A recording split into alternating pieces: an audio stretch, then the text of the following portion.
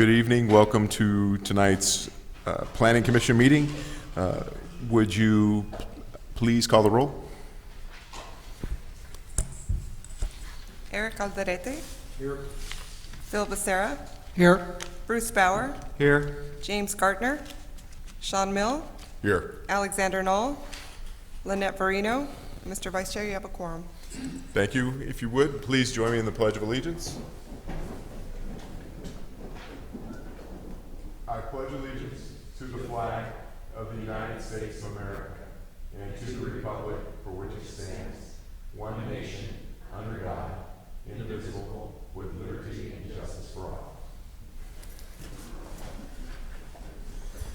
Again, welcome everybody.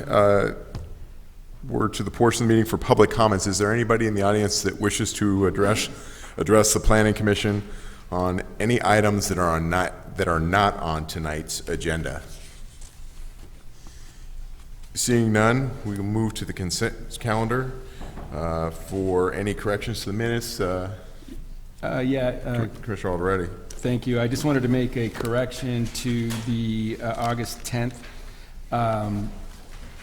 My comments were that it's correct up until the point, and I'll just kind of rephrase it, stated he missed the special meeting, would not have supported the action taken relating to adaptive reuse ordinance without evidence of the need for an exemption. So the wording would be without evidence of the need for an exemption. That's it. Thank you. Are there any other corrections? With that, I'll entertain a motion. So moved. We have a motion for Commissioner Alderete, second for Commissioner Bauer. All those in favor? Aye. Opposed? Motion carries 4-0 with Verino, Knoll, and Gartner absent. Move to the business calendar. Are there any commissioner communication disclosures regarding agendized items on the project? Mr. Vice Chair, I'd like to reflect that Commissioner Verino's here at the meeting now. Anybody have disclosures regarding items on the agenda?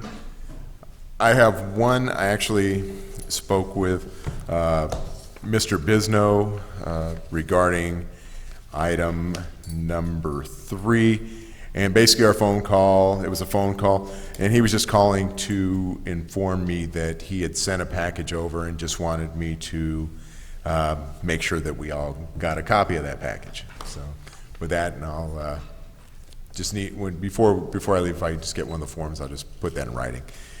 With that, we're going to go ahead and open up public hearing.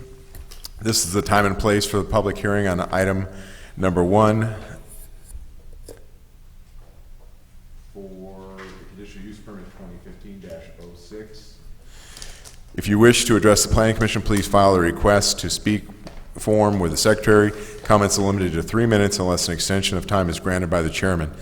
The action of the Planning Commission is final following consent of the City Council unless, if allowed by the Santa Ana Municipal Code, an appeal to the City Council is filed with the Clerk of the Council and a copy is sent to the Planning Department within 10 days from the date of the Commission's action or unless set for public hearing by the City Council. With that, Ricardo, ready to present? Mr. Chairman, I'd like to request that we flip-flop 1 and 2. The applicant for number 1 has not arrived yet, a little bit delayed, so okay. the applicant for number 2 is here and ready to proceed. So okay, we'll go ahead and open the public hearing for conditional item number 2, which is conditional use permit number 2015-16. Ricardo. Thank you, Mr. Vice Chairman. Good evening, members of the Planning Commission.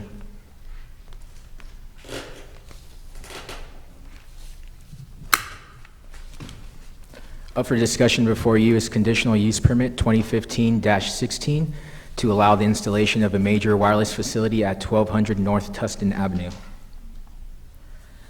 The applicant is proposing to construct a new 60-foot high major wireless facility. It's going to be disguised as a eucalyptus tree and will also include a 160 square foot equipment shelter, and the facility is proposed to be screened with 4 36-inch box eucalyptus trees.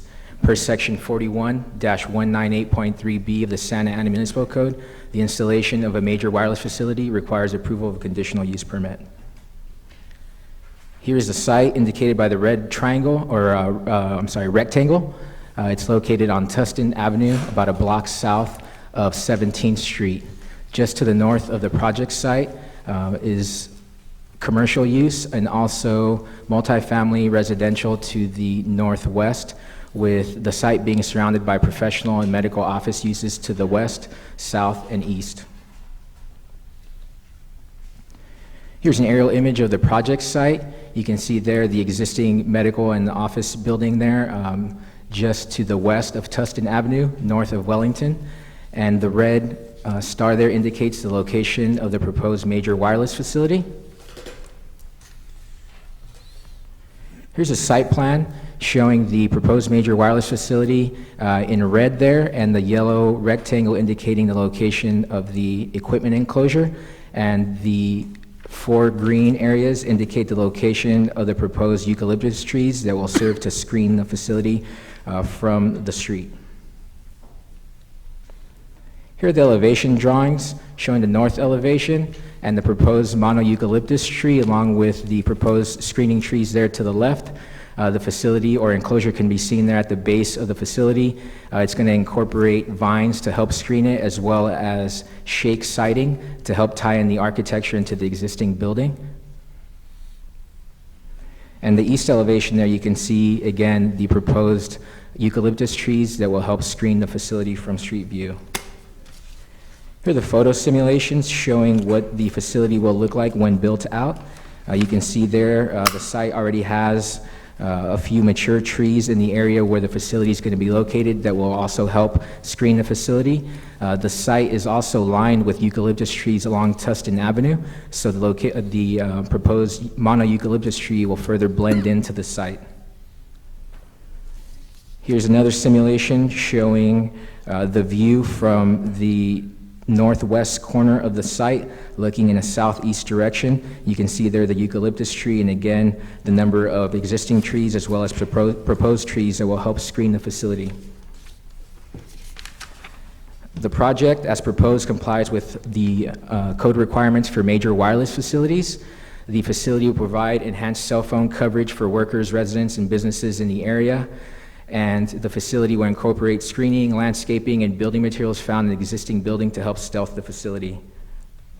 And based on analysis that's provided in the report, staff recommends the Planning Commission approve conditional use permit 2015-16 as conditioned.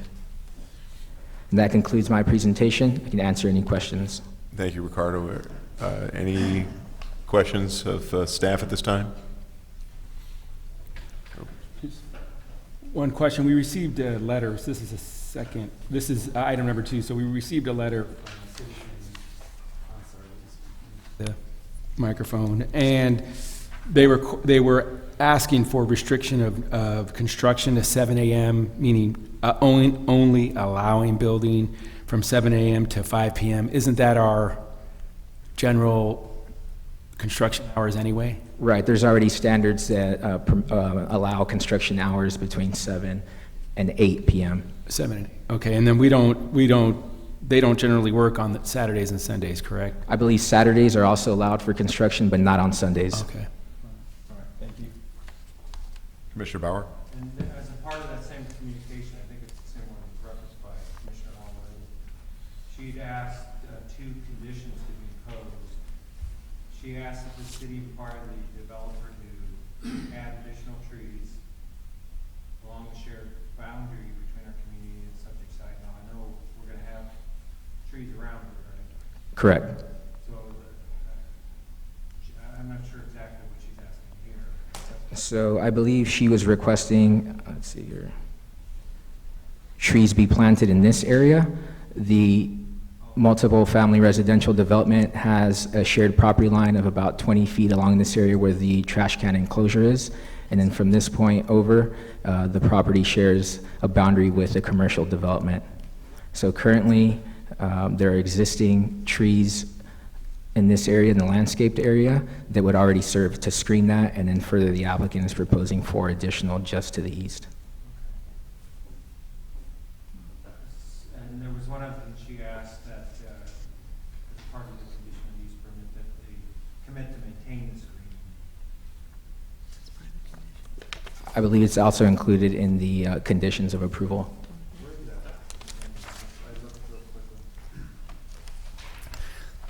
That's actually a landscape standard in our municipal code right now, where if you have to maintain existing landscaping. So if something was to die, we would go out there and ask them to replace what was out there.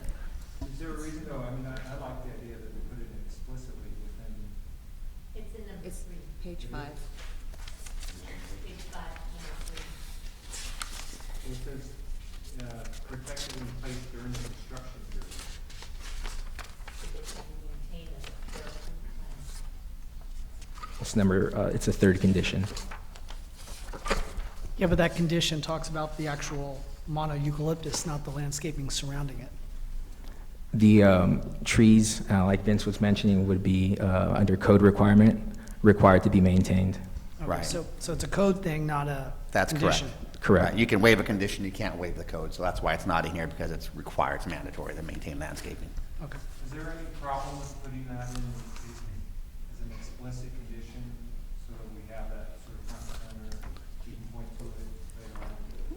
We've not done that because the applicants get the impression they can vary from it, come to you and say, hey, we don't want this condition on there. So we're making it clear up front that that's actually a code requirement, and that requires a variance and not a condition waiver or any condition on there. So we're pretty clear to those applicants, they come in, everything's gotta be maintained as it is, plus they gotta enhance what they're putting in. So we don't see a need for it, I mean, because the code's pretty clear on it. All right. Any- I'm sorry. To this point, how does the drought impact sort of the landscaping? It seems to me that a eucalyptus tree, I am not an arborist, I don't pretend to be one, but that those would require a significant amount of water. So how do we work with folks, just as a general question and on this project in particular, if you want to green things, you've got a drought, so it seems like that's pretty difficult to do. When applicants have expressed concern about how much water they're consuming on the property, then we'd work with them to look at drought-tolerant types of landscaping, as well as drought-tolerant or low water use trees. In this case, the applicant didn't state anything about there being any kind of need at this property specifically to reduce the amount of water being consumed. So we went with what the applicant was proposing, and also, since there are existing eucalyptus trees on site, we thought it the best design to help it tie into the site overall. All right, okay. This also is a chance to look at the irrigation systems they have in place right now and become more efficient with what they have. So that maybe we'll turn it to drip irrigation as opposed to sprinklers, for example. Great, thank you. Any other questions from staff? Ricardo, so on this letter that we received, number 2A, when the person asked that the city require the developer / property owner to add additional trees, you'd mentioned that the screening would be more specific for that multifamily development to the northwest. How many trees, on a guesstimate, would it take to adequately screen that area to the northwest? Because it's, saying to add additional trees, if we were to make that a condition, I don't just want to say, put some trees in there. I mean, I want to be able to say 3 to 5, 7 to 8, something around there. I think that would all depend on what the angle is that the person be viewing from that property. So I'm not sure the number that it would require to screen it from that site, but currently there are already about 5 trees that would remain in place just to the north of the proposed facility that should also screen it from that direction. So I believe that additional trees located at the northerly property line wouldn't be required. In this case, it looks like those trees would be sufficient to adequately screen the facility from that direction. Well, I think what it sounds like from the letter here is that the person's hoping to get a little bit more out of this discretionary action, saying, okay, we understand you're screening the equipment, but, and we do this here all the time, where you've got a site where they're getting a conditional use permit for alcohol, and we're saying, oh, by the way, improve your landscaping in the parking lot. So that's kind of the way I read this request here. So that's where, if we are going to require that additional landscaping, it's good to have an understanding how much we would want to put into that area. Well, the shared boundary is just north of the trash enclosure there, and starting roughly where the trash enclosure ends over is where the multiple family residential property is located. So in that area, anywhere from a tree or 2. Okay, thank you. Commissioner Verino. Ricardo, what's the distance between that north boundary wall and the actual cell tower?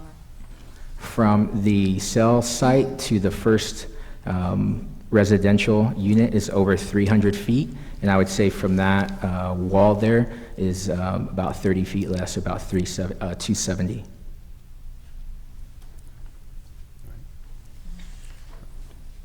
Okay, if there are no further questions, Madam Secretary, have we received any other communication in writing other than the one you provided before us? No other received.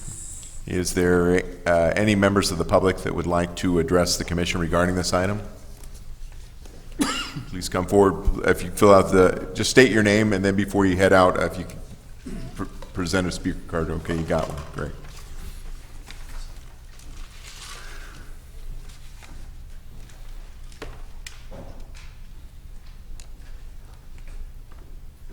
Welcome. Thank you, commissioners, staff, members of the public. My name is Ross Militich. I am the applicant for this project. I am a third-party contractor in site acquisition with Core Development Services, working with Verizon Wireless. Before I begin a brief presentation, Ricardo, thank you so very much for that excellent presentation. You've been wonderful to work with. And I'd just like to describe a little bit more about this project and why we picked this particular location. So this wireless facility is needed in order to offload capacity from surrounding wireless facilities in the neighborhood. It's not necessarily bringing new wireless telecommunication to an area that doesn't already have it. You can get somewhat reliable service in the area, but because of its proximity to Freeway 55, we need to add an additional cell site in the area in order to offload both from that road as well as provide additional coverage to the residences just south of 17th and east of Cabrillo. We picked this particular location because, as Ricardo mentioned, there are plenty of mature eucalyptus trees on this parcel. I believe they range in height from about 42 feet to 53 feet in height, which is just slightly under the 60 foot that we're proposing. I've read the conditions of approval and agree with them. We are going to lower our antennas slightly in order to make our eucalyptus tree look a little bit more like a tree and a little bit less like a cell tower. And we're going to add plenty of landscaping to the equipment shelter in order to both deter graffiti and to make it look a little bit more aesthetically pleasing. If you have any other questions for me, I would be more than happy to answer them. Thank you. Do you have any questions for the applicant? I had a question in terms of the maintenance regimen. How do you maintain this? In terms of the, I mean, not from a technical standpoint, I don't care about that, the cell tower itself, but how about the vegetation? Is that something you contract? Is it the landlord there? As far as the landscaping goes, I believe Verizon normally leaves that up to the landlord. So we install the irrigation and we monitor the site as per our sort of code compliance and our landscaping that we need to have under the conditional use permit. And we have our technicians go out to the site every 4 to 6 weeks or so to do maintenance and to see if any of the vegetation or if any of the equipment enclosure has become something of a public nuisance or aesthetically displeasing. So it's sort of a combination of duties between both the landlord and Verizon as well. Any other questions? Seeing none, thank you very much. Much obliged, commissioners. We'll go ahead and close the public hearing and bring back the commission for a motion and/or discussion.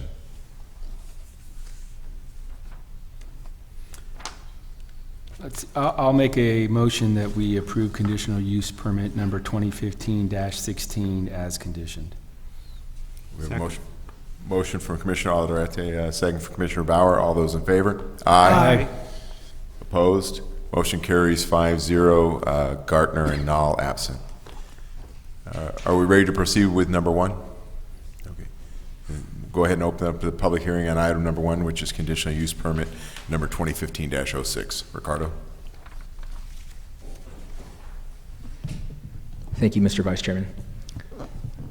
For discussion before you is conditional use permit 2015-06 for a major wireless facility at 2116 West Monte Vista Avenue.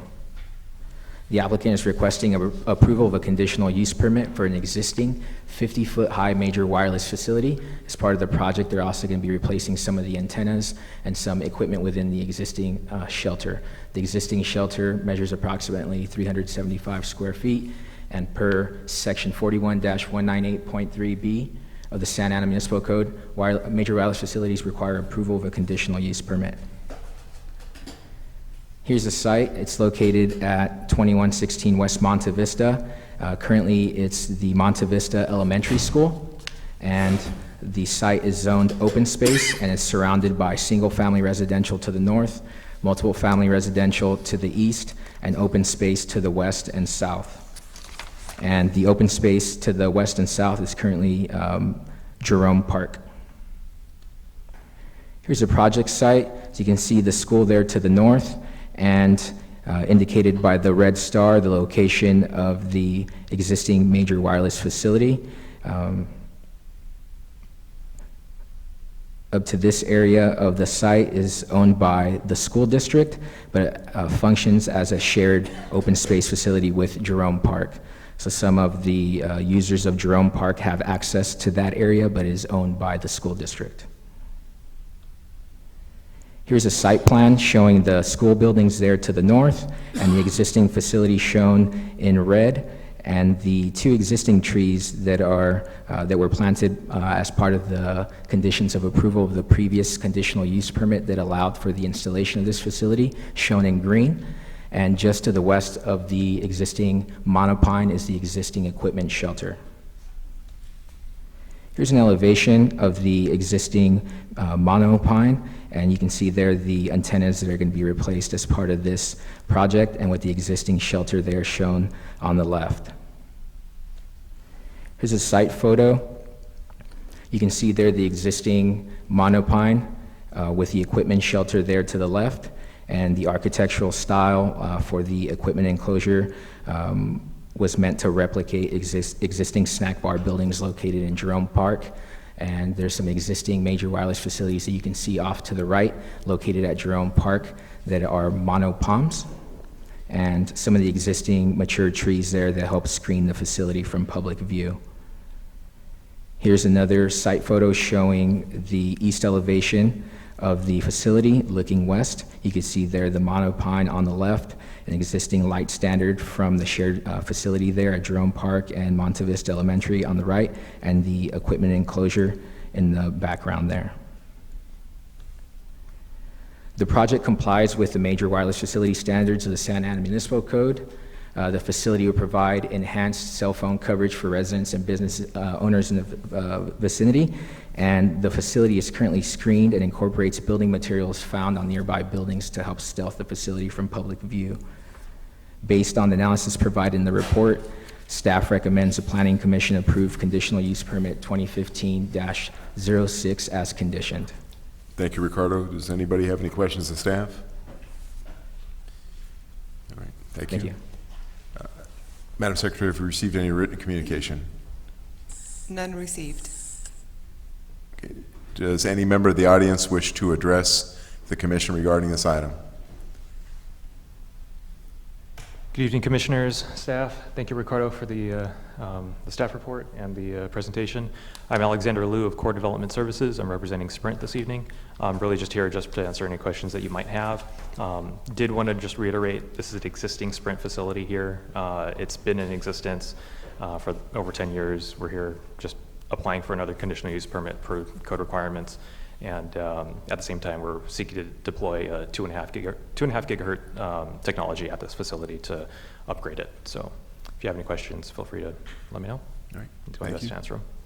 Thank you. Any questions of the applicant? Seeing none? Thank you. We'll go ahead and close the public hearing and bring it back to the commission for discussion and/or motion. Commissioner Verino? I'll motion that we adopt a resolution approving conditional use permit 2015-16 as conditioned. Second. We have a motion from Commissioner Verino, a second from Commissioner Bauer. All those in favor? Aye. Aye. Opposed? Motion carries 5-0 with Nall and Gartner absent. With that, we move to item number 3. Before we get started, just to be clear, this item is just about receiving comments. It's not a debate. We're just going to receive comments from the community in regards to the draft environmental impact report. So with that, we'll go ahead and open up the public hearing on draft environmental impact report 2015-01. Vince? Yes, thank you, Mr. Chairman, Planning Commissioners. I have a brief introduction for you here on the project. Last year, the city received an application for the Heritage a proposed mixed-use development consisting of approximately 1,200 units, as well as about 20,000 square feet of commercial space on a property located at 2001 East Io Road. During the screening and review of the project, it was determined that an EIR would be required for this development project. The EIR has been undergone work for the last several months, and its draft was recently completed and was released for its 45-day review period in mid-July. The 45-day review period closes on August 31st. Again, as the chairman mentioned here this evening, the purpose is to allow additional opportunities for the public to comment on the EIR, and we're going to receive and file any comments that we received today. These comments that we received today, in conjunction with any other comments that we received within the 45-day review period, will be compiled and responded to and put into the final EIR, which is scheduled to be released sometime later this year. So with that concludes the presentation, and I turn it back over to you, Mr. Chairman, for the public comment. Thank you. I see that we received a package from Mr. Bisno. Have we received any other written communications? No other communication received. Thank you. Is there anybody in the audience that would like to address the commission regarding Draft Environmental Impact Report 2015-01? Seeing none, I'll go ahead and close the public hearing at this time.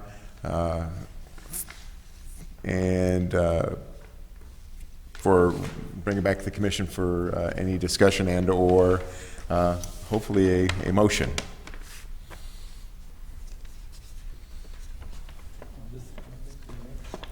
You would file and receive comments, right? well, we did receive them in writing. We did receive written communication. You got me there. Mr. Vice Chair, I make a motion that we receive and file the public comments for the draft environmental impact report number 2015-01. Second. We have a motion from Commissioner Becerra, a second from Commissioner Alderete. All those in favor? Aye. Motion carries 5-0. Gartner and Nall absent. With that, that brings us to absences. Does anybody want to make a motion to excuse our two colleagues? I'll make a motion that we excuse the absences of Commissioner Gartner and Null. Second. Motion from Commissioner Alderete, second from Commissioner Verino. All those in favor? Aye. Motion carries 5-0. Obviously, Gartner and Null are not here. With that, staff comments. Mr. Chair, members of the commission, we would like to let you know that we are working with the city attorney's office, and in response to one of the commissioners' email to me regarding apparently one item that you had in the last meeting, which I had to miss because I had a community meeting, regarding ABC licenses and CUPs.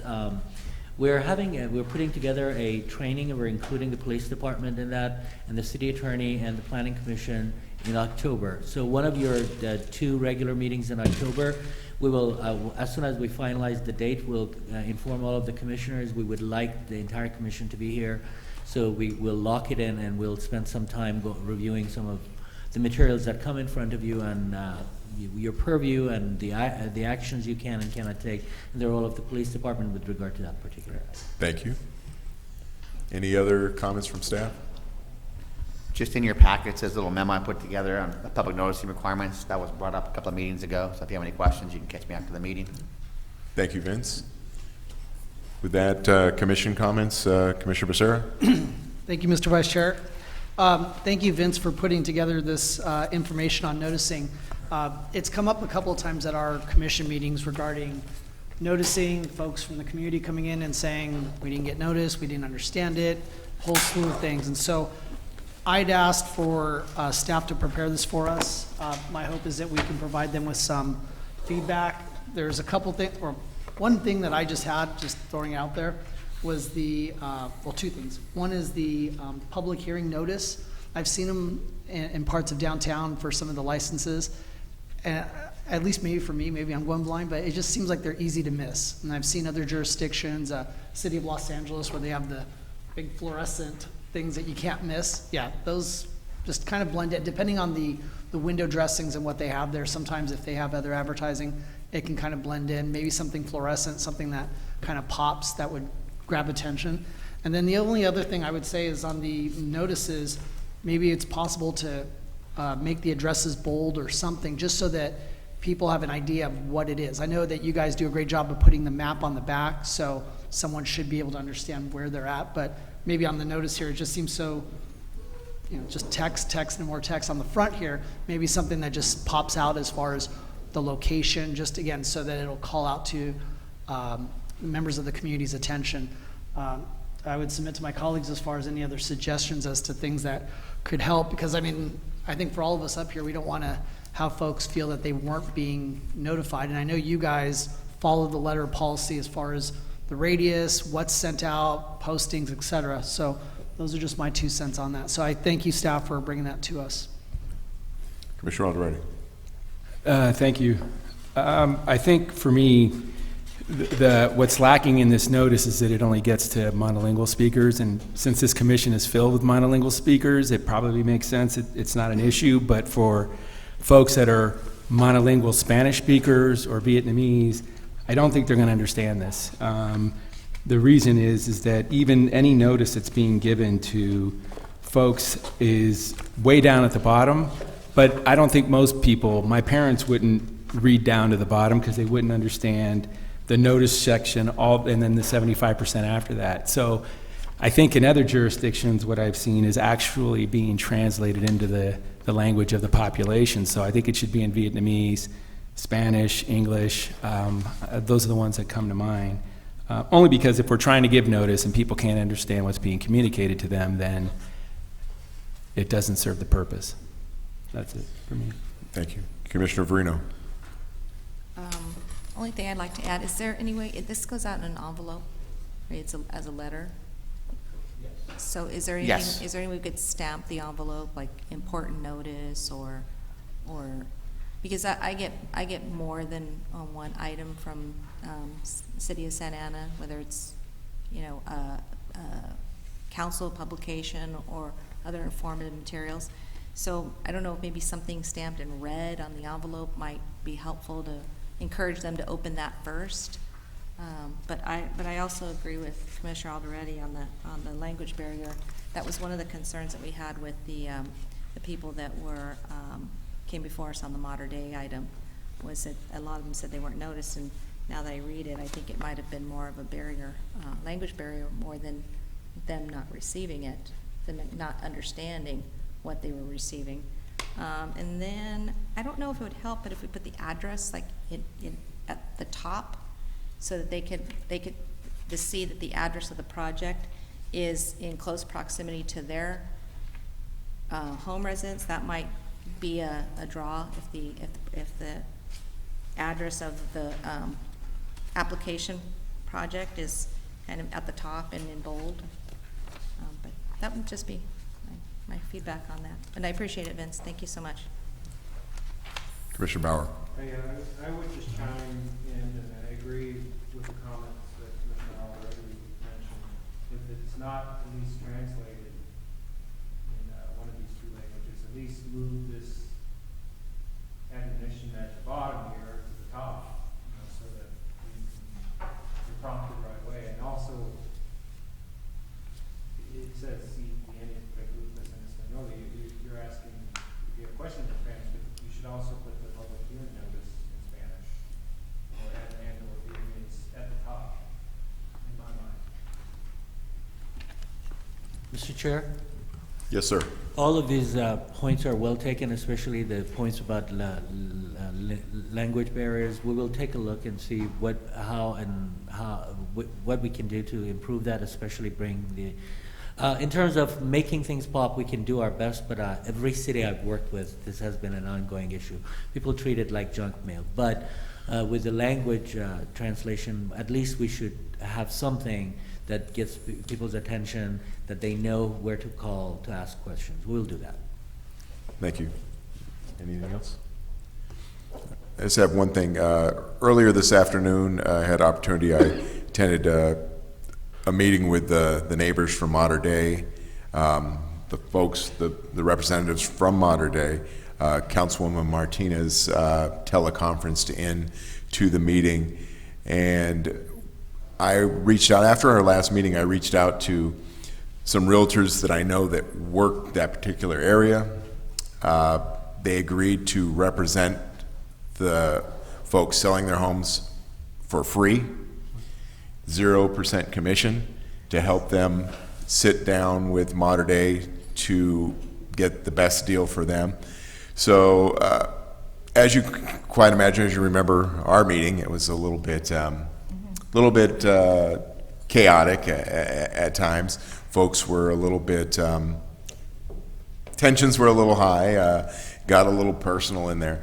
But I think at the end of the day, when we were able to just get the neighbors and the real estate professionals in the room, get the Mater Dei people out of the room, and these people said, we're going to do what we can do to get you the best deal. And if you don't want it, you don't have to sell your house. You keep your house. But we want you to be represented at the table, and they're agreed to do this free of charge. So as a service to the community. They work this area quite extensively, and I felt, because of all of us, we kind of talked from up here, we said that one thing we wanted to see is that we thought that you need to have representation when you're sitting at the table. I think Mater Dei was happy that they're going to be sitting across from somebody who's a real estate professional. I think the neighbors are going to be happy that they're going to have somebody representing their best interests. And again, if the neighbors choose not to use these folks, they're not going to. But it was just a chance to try to make the process work smoothly for all parties concerned.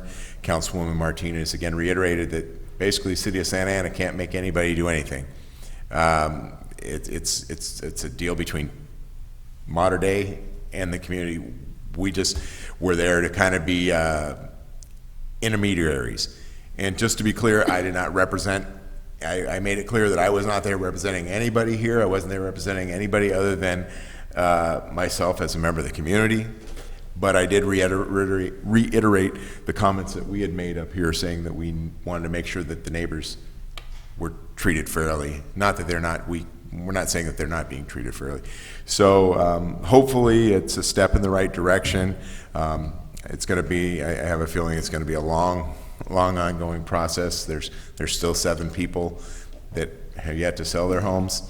But hopefully, thanks to Councilwoman Martinez, we can try to build a bridge there and alleviate some of the concerns that the neighbors had. So with that, go ahead and adjourn the meeting. Thank you very much.